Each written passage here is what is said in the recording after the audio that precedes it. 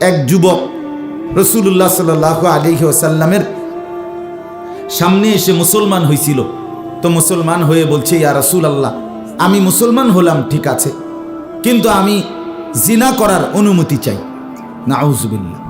তো আল্লাহর নবী সাল্লাল্লাহু আলাইহি ওয়াসাল্লাম বুঝছে যুবককে সংশোধনের জন্য নবীজি সাল্লাল্লাহু আলাইহি ওয়াসাল্লাম তাকে কাছে এনে বললেন, যুবক, আমি আগে কয়েকটা প্রশ্ন করতে চাই। তুমি যেই কাজটি করতে চাচ্ছ সেটা যদি তোমার মায়ের সাথে কেউ করতে চায় জিনা, তুমি কি করবে? তখন যুবক তরবারি বের করে বলছে, ইয়া রাসূলুল্লাহ, আমি আমার এই তরবারি দিয়ে এক কোপে তার গর্দান আলাদা করে দেব। তোমার বোনের সাথে যদি এই কাজটি কেউ করতে চায় তখন তুমি কি করবে? বলছে, আমি একই আচরণ করব, গর্দান ফেলে দেব। তোমার কন্যার সাথে যদি, তোমার বিবির সাথে যদি কেউ এই আচরণটা করতে চায় তাইলে তুমি কি করবা? সেই যুবক বলল, আমি গর্দান ফেলে দেব। আল্লাহ রাসূল সাল্লাল্লাহু আলাইহি ওয়াসাল্লাম বললেন, যুবক, তাইলে তুমি যার সাথে জিনা ব্যভিচার করতে চাও সেও তো কারো না মা, কারো বোন, কারো বিবি, কারো কন্যা, সে কি সেটা মেনে নিতে পারে? তো যুবক এই এক কথায় সে সাথে সাথে চোখের পানি ফেলে তওবা করে বলছে, ইয়া রাসূলুল্লাহ, আমি আজকের থেকে এই মানসিকতা সম্পূর্ণ ছেড়ে দিলাম। তাহলে দেখেন পরিবর্তন, এক কথায় বদলে গেছে। রাসূলুল্লাহ সাল্লাল্লাহু আলাইহি ওয়াসাল্লামের বিখ্যাত হাদিস এটা। এবং নবীজি তখন তাকে কাছে এনে 3টা বাক্য বলে দোয়া করছে। তার বুকে হাত দিয়া, ওই যুবকের বুকে রাসূলুল্লাহ সাল্লাল্লাহু আলাইহি ওয়াসাল্লাম হাত দিছে। হাত রাইখা, পবিত্র হাত মোবারক রেখে আল্লাহর নবী 3টা কথা বলছে তারে, আল্লাহর কাছে 3টা দোয়া করছে এর লাগে। আল্লাহুম্মা গফির যামবাহু, আল্লাহ তার গুনাহগুলো মাফ করে দেন। 2, ওয়া তাহহির কলবাহু, আল্লাহ তার দিলটা সাফ করে দেন। 3, ওয়াহসিন ফারজাহু, আল্লাহ তার লজ্জাস্থানটাকে পবিত্র রাখেন। খালাস, 3 কথায় সে পুরাপুরি আল্লাহ ওয়ালা হয়ে গেছে। দোয়া লাগিয়া গেছে, সাংঘাতিক দোয়া। যুবকের জন্য এই 3 দোয়া কতটা বরকত দোয়া। আল্লাহ তার গুনাহ মাফ করে দেন, তার দিল সাফ করে দেন, তার লজ্জাস্থান পবিত্র রাখেন।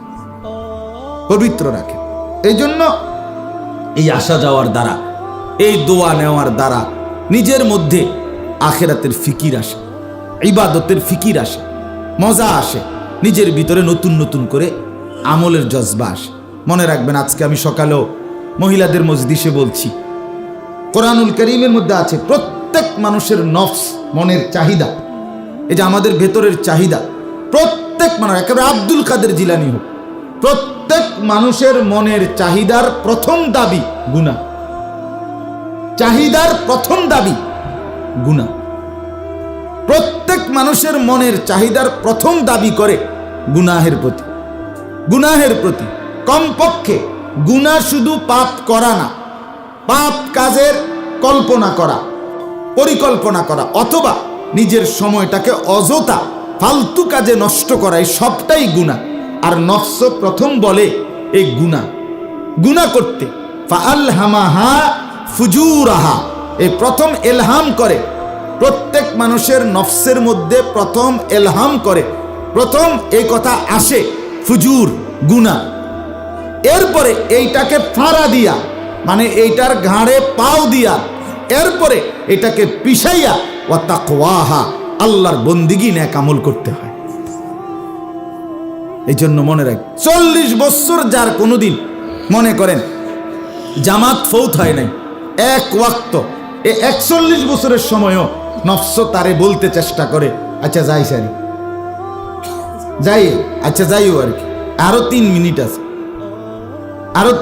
আছে, এনতে 1 মিনিটের রাস্তা, মানে জামাত আজকেও চেষ্টা করছে ছুটে, অথচ সে দেখে 41 বছরে এই লোকটার 40 বছরে কোনোদিন জামাত ছোটে না, তবুও নফস বলে গুনাহের কথা, তবুও নফস অলসতা, অবহেলা এটাই করতে চায়। এই জন্য আমাদের প্রত্যেকের ভিতরে যখনই আপনি কিছুদিন কোনো আল্লাহওয়ালা, কোনো আলেমে দ্বীন, কোনো নেক মানুষের সাহচর্য থেকে বিরত থাকবেন, কসম খোদার আপনি অনুভব করে দেখেন আপনার হৃদয়ে কিছু না কিছু আমলের ঘাটতি, কমতি, নেককার লোকেরও কমে যায়। আবার আল্লাহওয়ালার কাছে যাবেন, আবার নতুন চার্জ হয়, আবার প্রেরণা জাগে, আবার নতুন করে স্বপ্ন জাগে, নতুন করে এগিয়ে যাওয়ার প্রেরণা আসে।